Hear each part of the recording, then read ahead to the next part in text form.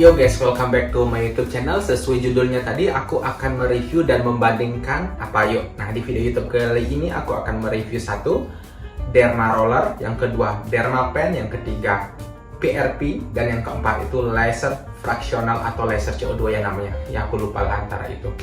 Dan seperti kebanyakan orang di luar sana, aku juga sebenarnya adalah salah satu pejuang bopeng bekas jerawat. Nah, seperti kalian lihat tuh. Ini merah-merah karena tadi perawatan guys. Sebelum bahas ke sana, aku mau bandingkan dulu 4 produk ini. To be honest, aku sudah melakukan perjuangan bopeng ini bertahun-tahun guys. Ini sebenarnya bopeng yang aku sudah dapatkan dari zaman sekolah. Waktu dulu awal-awal aku sudah melakukan perawatan yang namanya Derma Roller. Itu kurang lebih berapa ya, 4 kali kalau nggak salah, karena udah lama banget 4 kali. Akhirnya setelah 4 kali perawatan, aku sama sekali tidak merasakan ada perubahan sedikit pun di wajahku. Akhirnya aku bukan upgrade ya, pindah ke Derma Pen yang plus, kalau nggak salah plus scar serum gitu guys. Nah, Derma Pen ini aku sudah melakukan itu kurang lebih hampir 9 kali ya, 9 kali, karena per paketnya itu kurang lebih 3 kali perawatan. Jadi aku membeli 3 paket kurang lebih 9 kali, dan akhirnya aku pun juga tidak merasakan perubahan yang signifikan walaupun aku sudah sabar melakukannya itu hampir 9 kali guys, Derma Pen plus scar serum. Dan akhirnya aku langsung switch ke laser fraksional atau laser CO2 kalau nggak salah. Nah, laser ini aku sudah melakukan kurang lebih berapa ya, kalau nggak salah 3 kali. Oh ya, 3 kali karena waktu itu ya benar 3 kali. Dan laser fraksional itu ya seperti yang kalian lihat banyak review di YouTube, itu banyak positif dan negatifnya guys. Kalau misalnya dibandingkan dengan produk lain, laser fraksional itu downtime-nya atau masa penyembuhannya itu lebih panjang guys, dan selain itu dia ada bekas kotak-kotak hitam gitu guys. Dan ya kayak kulit-kulit kebakar habis mengupas gitu ya guys ya. Dan setelah melakukan 3 kali mulutku agak sedikit berlibat ya. Dan setelah melakukan 3 kali perawatan laser fraksional, aku juga istilahnya tidak merasakan perubahan yang signifikan guys. Ya mungkin aku tidak sabaran, tapi harganya yang lumayan ya, boleh dibilang antara semua perawatan laser fraksional itu harganya yang paling banget mahal guys. Dan 3 kali itu bisa dibandingkan 3 kali perawatan laser fraksional itu bisa sebanding dengan beberapa kali melebihi, even mungkin 6 kali, 7 kali, 8 kali, 9 kali, atau belasan kali dari Derma Pen or apalagi Derma Roller guys. Nah, akhirnya setelah 3 kali laser fraksional aku tidak melakukan, kenapa aku bilang tidak melakukannya, tidak merasakan perubahan. Akhirnya aku switch ke PRP guys. Nah, PRP ini akhirnya ya aku sudah melakukan perawatan ini sebenarnya yang kesekian guys. Nah, tapi dari awal perawatan PRP itu tidak langsung berubah, tapi aku langsung merasakan ada perbedaan guys.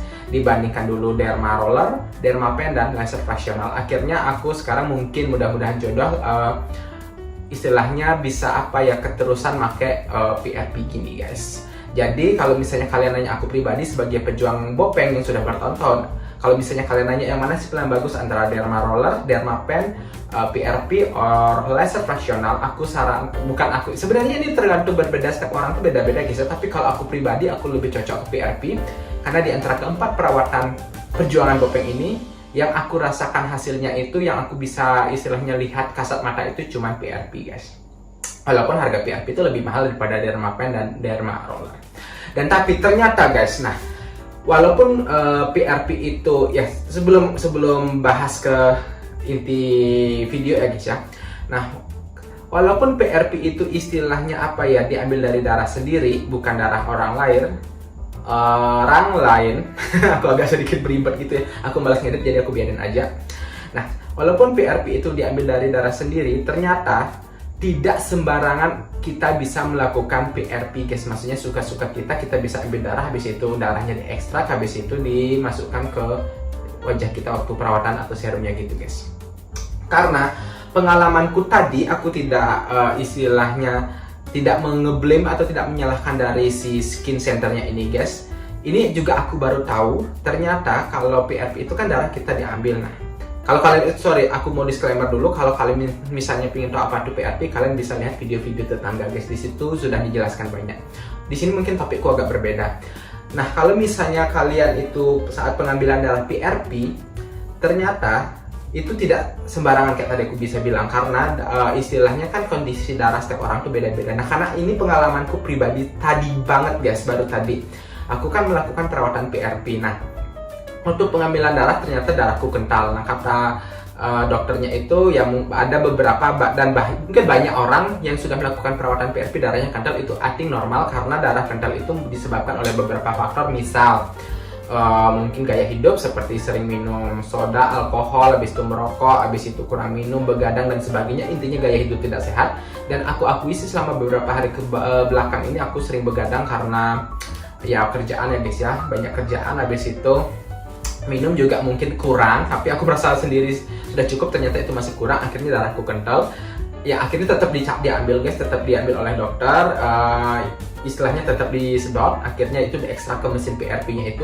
Dan ternyata setelah diekstrak itu kan harusnya kan ini tabung ya guys ya, ini tabung PRP kan, tabung PRP kan, darah itu kan istilahnya yang merah itu di bawah-bawahnya, yang di atas itu yang kayak ekstrak itu yang bening-beningnya gitu ya guys, yang warna bening-beningnya atau kuning gitu ya, kuning gitu.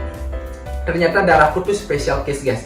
Ternyata darah yang mengental itu di bagian bawahnya dan ke atasnya itu warnanya merah guys, bukan bening.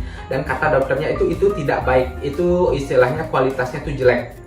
Akhirnya gagal guys, sudah dicoba ya 2 kali, akhirnya begitu terus. Jadi kesimpulannya, kita tidak bisa suka-suka kita itu melakukan perawatan PRP kapanpun kita mau. Nah jadi sebelum kita melakukan perawatan PRP, kita harus jaga pola hidup sehat dulu guys. Kenapa? Satu, supaya darah tidak kental. Dan even kental pun itu saat diekstrak itu bisa bening-bening, apa istilahnya, waktu ditabung PRP itu bagian atasnya tuh bisa bening-bening gitu guys. Jadi tadi aku gagal melakukan PRP tapi tetap di Dermapen terus dimasukkan scar serum gitu guys. Oke, jadi buat kalian yang istilahnya belum pernah melakukan PRP dan akan melakukan PRP, ingat, tidak sembarangan darah kita bisa diambil. Intinya tuh kita tidak, misalnya let's say kita gaya hidupnya nggak sehat, tiba-tiba besok kita pengen PRP, datang ke skin center, habis itu ambil darah, diekstrak serum, langsung dicerotkan ke muka. Cerot, aku bilang dicerotkan ke muka, maksudnya disuntikkan ke muka gitu. Tidak segampang itu ternyata guys. Intinya darah kita itu harus diperlukan kualitas darah yang bagus. Dan caranya gimana? Istilahnya kita harus merencanakan dari jauh-jauh hari. Mungkin PRP ini berbeda dengan laser, Dermapen dan Dermalorer. Kalau yang ketiga lainnya itu kan istilahnya kita bisa datang suka-suka, tidak mesti jaga kesehatan sebelumnya. Kalau PRP karena kita diambil darah sendiri, sebelumnya itu mungkin seminggu sebelumnya kita harus jaga kesehatan seperti banyakin minum, jangan begadang, habis itu ya pola gaya hidup sehat, jangan merokok, jangan minum alkohol dan sebagainya.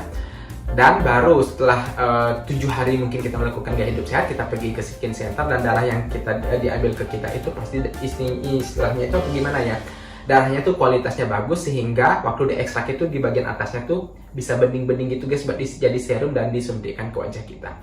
Nah jadi kan tabungnya begini, nah yang setengah ke bawah itu darah kita yang merah, nanti setelah diekstrak ke mesin tuh yang setengah ke atas itu serum. Ternyata tidak sembarang darah bisa menjadi serum guys, intinya itu. Oke? Jadi kalau kalian ke Jongopeng mau melakukan PRP, ingat, jaga kesehatan dulu, jangan gujuk-gujuk datang ke skin center tiba-tiba mau sedot darah. Belum tentu darah kalian itu bisa jadi serum PRP guys. Oke guys, thank you for watching. Anyway, aku mau disclaimer dulu, aku tidak menyalahkan skin centernya karena ini benar-benar darahku yang bermasalah. Dan sekian, terima kasih untuk video YouTubeku. Mudah-mudahan buat kalian yang pejuang Bopeng ada referensi. Thank you for watching. Kalau misalnya kalian pengen ngobrol sama aku seperti biasa, DM aku melalui Instagram. ID Instagram aku taruh di deskripsi di bawah. Karena aku malas ngedit, jadi sorry ngomongku agak pribadi ya guys ya. Thank you for watching, bye bye.